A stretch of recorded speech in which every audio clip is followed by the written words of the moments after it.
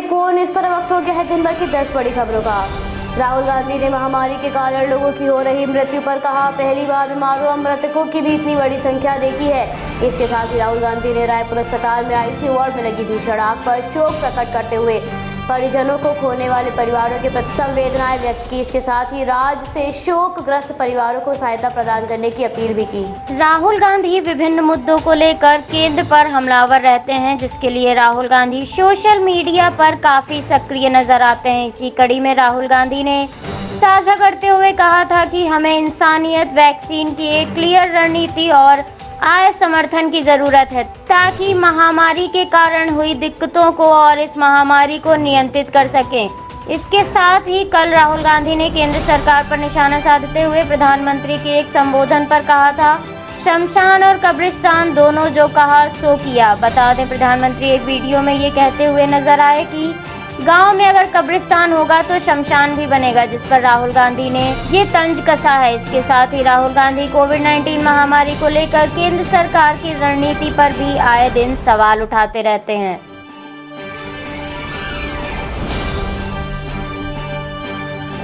संक्रमण का प्रकोप प्रतिदिन बढ़ता जा रहा है। सरकार द्वारा संक्रमण को रोकने के लिए पाबंदियां लगाई जा रही हैं। भारत के विभिन्न राज्यों में संक्रमण को नियंत्रण में करने के लिए लॉकडाउन कर्फ्यू धारा 144 लगाई गई है, जिसमें यूपी, दिल्ली, महाराष्ट्र, मध्य प्रदेश सहित भारत के अन्य राज्य शामिल हैं। इस दौरान आपातकालीन सेवाओं को छोड़कर सभी बाजार बंद और दफ्तर बंद रहेंगे। साप्ताहिक कर्फ्यू के दौरान चिकित्सा व स्वास्थ्य से जुड़ी आवश्यक सेवाओं और वस्तुओं की आपूर्ति जारी रहेगी। यूपी सरकार ने पहली बार मास्क न पहनने वालों पर 1000 का जुर्माना लगाया है। दोबारा ये गलती दोहराने पर 10,000 तक का जुर्माना वसूला जा सकता है। राज्य के मुख्यमंत्री ने सैनिटाइजेशन, स्वच्छता एवं फॉगिंग का विशेष अभियान संचालित करने के दिशा निर्देश जारी किए हैं। कर्फ्यू के दौरान विभिन्न जगहों पर सैनिटाइजेशन और फॉगिंग की जाएगी। मुख्यमंत्री ने कहा, इस अभियान के सुचारू संचालन के लिए 15 मई तक हर रविवार शहरी और ग्रामीण इलाकों में बाजार, व्यावसायिक प्रतिष्ठान और कार्यालय बंद रहेंगे। इसके साथ ही जिम, मॉल, स्पा और ऑडिटोरियम को भी बंद रखने के आदेश जारी किए गए हैं। संक्रमण के बढ़ रहे प्रसार के कारण राजधानी में भी कर्फ्यू शुरू हो गया है। ये शुक्रवार रात 10 बजे से ही शुरू हो चुका है और सोमवार सुबह 5 बजे तक जारी रहेगा। इस दौरान दिल्ली वालों पर कई बंदिशें लागू रहेंगी। दिल्ली में भी स्पा, ऑडिटोरियम, मॉल पूरी तरह से बंद रहेंगे। इसके साथ ही सिनेमा हॉल 30% की क्षमता के साथ खुले रहेंगे। रेस्टोरेंट में बैठकर खाने की अनुमति नहीं है, हालांकि होम डिलीवरी की अनुमति दी गई है।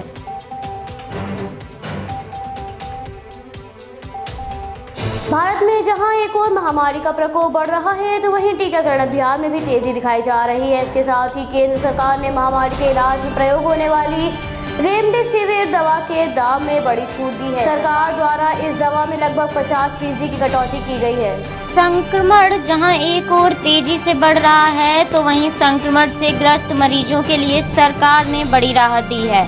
इस इंजेक्शन के दामों में कटौती की जानकारी देते हुए केंद्रीय स्वास्थ्य मंत्री ने कहा, महामारी से ग्रस्त लाखों मरीजों को बड़ी राहत देते हुए सरकार ने जीवन रक्षक रेमडेसिविर इंजेक्शन की कीमतों में लगभग 50% की कटौती की है। संक्रमण की दूसरी बड़ी लहर के बीच मरीजों के लिए अच्छी खबर है कि ये कदम ऐसे समय पर काफी महत्वपूर्ण माना जा रहा है, क्योंकि भारत में संक्रमण के दैनिक मामलों में लगातार बढ़ोतरी हो रही है।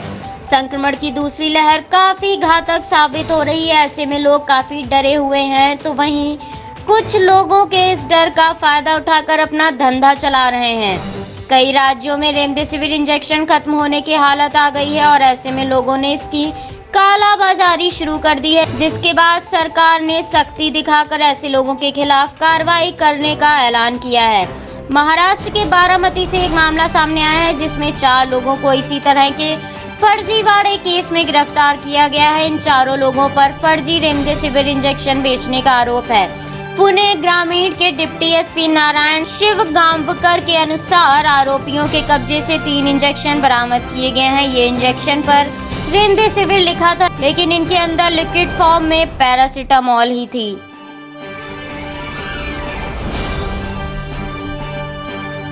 महाराष्ट्र के मुख्यमंत्री ने प्रधानमंत्री पर आरोप लगाते हुए कहा, मरीजों के लिए ऑक्सीजन की कमी की जानकारी देने के लिए मैंने प्रधानमंत्री को फोन किया था, लेकिन सामने से जवाब आया, प्रधानमंत्री बंगाल के चुनाव में व्यस्त हैं। भारत के विभिन्न राज्यों में जैसे जैसे मरीजों की संख्या बढ़ रही है, वैसे वैसे स्वास्थ्य सेवाओं के साथ साथ उपकरणों में भी कमी होने लगी है, जिस कारणवश राज्य सरकार चिंतित नजर आ रही है। भारत के विभिन्न राज्यों में जैसे जैसे मरीजों की संख्या बढ़ रही है, ऑक्सीजन सिलेंडरों की कमी हो गई है, जिस कारण विभिन्न राज्यों के मुख्यमंत्री स्वास्थ्य व्यवस्थाओं में हो रही कमी को लेकर काफी व्यथित नजर आ रहे हैं। ऐसे में महाराष्ट्र के मुख्यमंत्री उद्धव ठाकरे ने प्रधानमंत्री पर आरोप लगाते हुए कहा, मैंने प्रधानमंत्री से संपर्क साधने की कोशिश की, लेकिन वो उपलब्ध नहीं थे क्योंकि वो बंगाल के चुनाव में व्यस्त हैं। हालांकि केंद्र सरकार राज्य के साथ समन्वय बनाए हुए है। राज्य में कोविड-19 के मामले बढ़ रहे हैं, जिसको देखते हुए ऑक्सीजन की जरूरत बताना जरूरी था। उद्धव ठाकरे के इस बयान को कई केंद्रीय मंत्रियों ने नकार दिया है।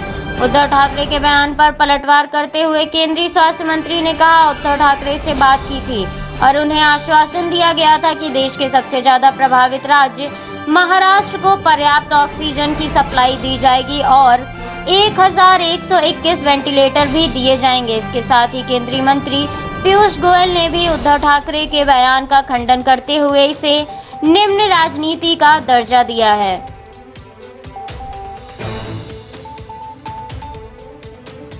महामारी के बढ़ते हुए प्रकोप के मद्देनजर लोग अपने नए नुस्खे तैयार कर रहे हैं। लोगों ने इस महामारी से निपटने के लिए अपने आप ही भ्रामक उपचार तय कर लिए हैं। ऐसा ही एक मामला सामने आया पश्चिम बंगाल के कूच बिहार से, जहां प्रधानमंत्री की रैली में एक व्यक्ति बिना मास्क के पहुंचा तो उससे मास्क न लगाने का कारण पूछा गया, जिस पर उसने कहा, अभी धूप के नीचे बैठे हैं, उससे कोरोना भाग जाएगा।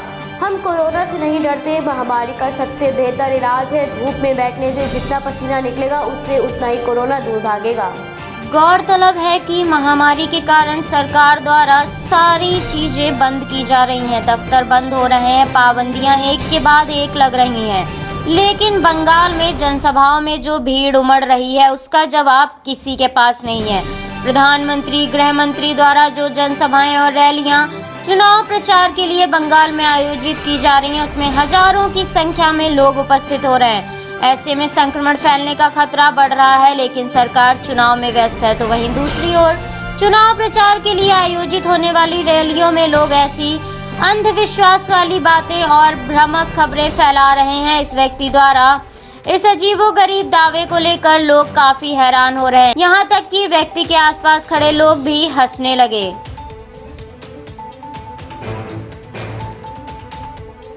महामारी के इलाज में इस्तेमाल होने वाली दवा रेमडेसिविर को लेकर महाराष्ट्र में राजनीति ने रफ्तार पकड़ ली है। राज्य के पूर्व मुख्यमंत्री ने आरोप लगाते हुए कहा, महाराष्ट्र पुलिस दमन स्थित रेमडेसिविर सप्लायर को सिर्फ इसलिए परेशान कर रही है क्योंकि वो सप्लायर भाजपा नेताओं के अनुरोध पर राज्य को स्टॉक देने पर राजी हो गया था।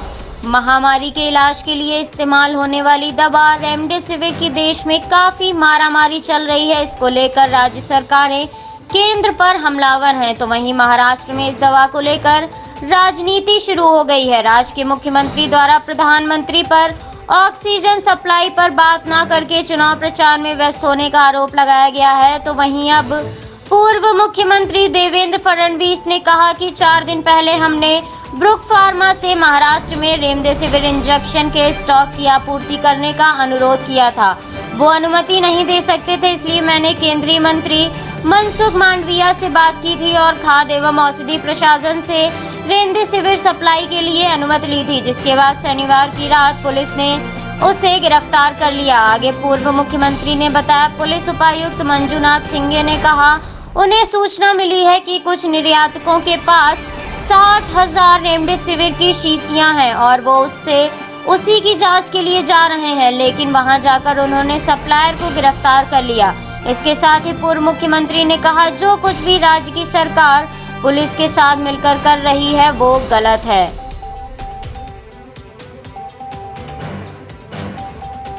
हरिद्वार में महाकुंभ अभी भी जारी है। संक्रमण के बढ़ रहे प्रकोप के बाद भी महाकुंभ में भीड़ कम होने का नाम नहीं ले रही है।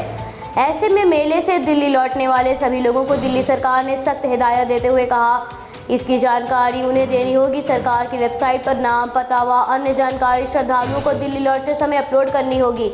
साथ ही ऐसे सभी लोगों को 14 दिन के लिए अपने घरों में आइसोलेशन में रहना होगा। बता दें, सबसे ज्यादा मामले हरिद्वार महाकुंभ से आ रहे हैं। ऐसे में साधु संत श्रद्धालुओं के साथ साथ सुरक्षा कर्मी भी संक्रमित पाए जा रहे हैं, जिस कारणवश सरकार की चिंताएं बढ़ गई हैं। लेकिन इसके बाद भी श्रद्धालुओं की भीड़ महाकुंभ में बढ़ती जा रही है। ऐसे में वैज्ञानिकों को गंगा बेसिन में वायरस फैलने का डर सताने लगा है। तो वहीं संक्रमण के बढ़ते हुए प्रकोप को देखते हुए दिल्ली सरकार ने ये निर्णय लिया है। राज्य के मुख्यमंत्री ने संकेत देते हुए कहा, यदि हालात बेहतर नहीं हुए तो इस सूरत में दिल्ली सरकार सख्त से सख्त कदम उठाने के लिए तैयार है। सरकार अगले 3-4 दिनों में करीब 6000 अतिरिक्त बेड का इंतजाम भी करेगी। राज्य के मुख्यमंत्री ने कहा, महामारी से निपटने के लिए मजबूरी में भी कर्फ्यू लगाना पड़ा है। हालांकि चारों तरफ से यही खबर आ रही है कि लोग इसका अच्छे से पालन कर रहे हैं। आगामी कुछ दिनों तक स्थिति पर सरकार की नजर बनी रहेगी। ऐसे में केंद्र सरकार से भी उनके अस्पतालों में 50% कोविड-19 आरक्षित करने की गुजारिश की गई है। इसके अलावा क्षमता से अधिक सैंपल उठाने और 24 घंटे रिपोर्ट देने वाले लैब पर भी सरकार कार्रवाई करेगी।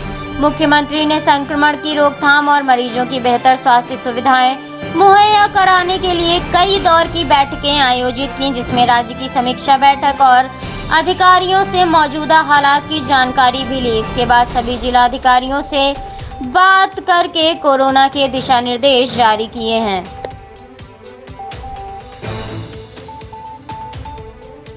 भारत में कोविड-19 की दूसरी लहर बेकाबू हो गई है। प्रतिदिन आ रहे मामलों में महामारी का संकट गहराता जा रहा है। प्रतिदिन आ रहे मामले नया रिकॉर्ड बना रहे हैं। आज कोविड-19 महामारी के आंकड़ों ने एक और नया रिकॉर्ड बनाया है। बीते 24 घंटों में इस महामारी से 2,61,500 नए मामले सामने आए, जो इस वर्ष में महामारी के सबसे सर्वाधिक मामले दर्ज हैं। महामारी का संकट दिन पर दिन बढ़ रहा है। सरकार द्वारा लगाई गई पाबंदियों के बाद भी संक्रमण थमने का नाम नहीं ले रहा है, बल्कि प्रतिदिन डराने वाला है। जहां एक और गरीब और मध्यम वर्ग को पिछले वर्ष जैसा मंजर याद करके भय सता रहा है, तो वहीं संक्रमण के कारण प्रतिदिन अपने परिजनों को भी लोग गंवा रहे हैं। 2,61,000 से ज्यादा मामले सामने आने के साथ ही इस महामारी से ग्रस्त होने वाले लोगों की संख्या लगभग 1,45,00,000 के पार पहुंच गई है। 1500 से अधिक लोगों की इस महामारी के कारण मौत हो गई है, जिसके बाद इस महामारी के कारण अपनी जान गंवाने वाले लोगों की संख्या में भी भारी बढ़ोतरी हुई है। भारत में अब तक 11,99,00,000 से अधिक लोगों को कोविड-19 का टीका लगाया जा चुका है।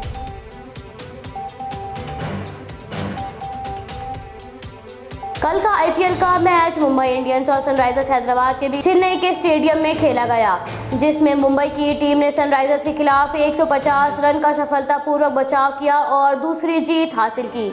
सबसे पहले मुंबई इंडियंस ने टॉस जीतकर बल्लेबाजी का फैसला किया, जिसमें रोहित शर्मा ने 32 रन बनाए और टीम को तेजी से शुरुआत दी। हालांकि अंत में पोलार्ड ने 22 गेंदों में 35 रन की पारी खेलकर टीम को एक सम्मानजनक स्कोर तक पहुंचा दिया।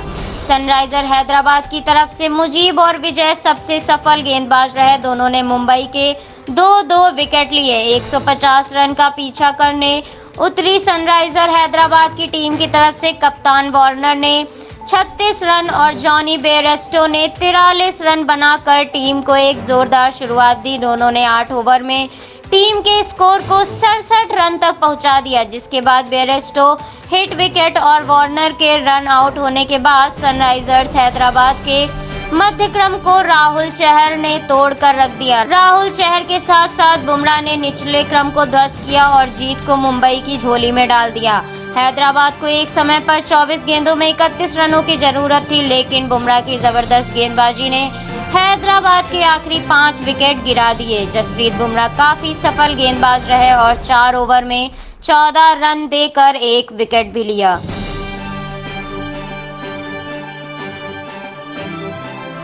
अमेरिका की उपराष्ट्रपति कमला हैरिस को एक नर्स ने जान से मारने की धमकी दी है, जिसके बाद पुलिस ने तुरंत मामले पर एक्शन लेते हुए उस नर्स को गिरफ्तार कर लिया। अमेरिकी इंटेलिजेंस सर्विस के अनुसार नर्स की पहचान निविन्ये पेटिस फिलिप्स के रूप में की गई है, जो कि 39 साल की है। नर्स द्वारा कमला हैरिस को धमकी दिए जाने के दौरान उसने अपने धमकी भरे शब्दों में कहा, मैं बंदूक से मारने जा रही हूँ, तुम मरने जा रही हो। जिसके बाद अमेरिकी खुफिया सेवा की जांच के बाद नर्स को गिरफ्तार कर लिया गया। आरोपी के खिलाफ जो मुकदमा दर्ज किया गया है उसके अनुसार फेल्प्स 13 फरवरी से 18 फरवरी के बीच जानबूझकर उपराष्ट्रपति को जान से मारने की और शारीरिक नुकसान पहुंचाने की धमकी दी थी। वह जैक्सन हेल्थ सिस्टम से जुड़ी हुई है। प्राप्त जानकारी के अनुसार जेल में बंद अपने पति की वीडियो भेजकर अमेरिकी राष्ट्रपति और उपराष्ट्रपति के खिलाफ नफरत भरे शब्दों का इस्तेमाल किया था। उसके खिलाफ शिकायत में कहा गया फेल्प्स ने कमला हैरिस को मारने जैसी बातें भी वीडियो में कही हैं, जिसमें आरोपी ने वीडियो में कहा, कमला हैरिस तुम मरने जा रही हो, तुम्हारे दिन अब गिनती के बचे हैं।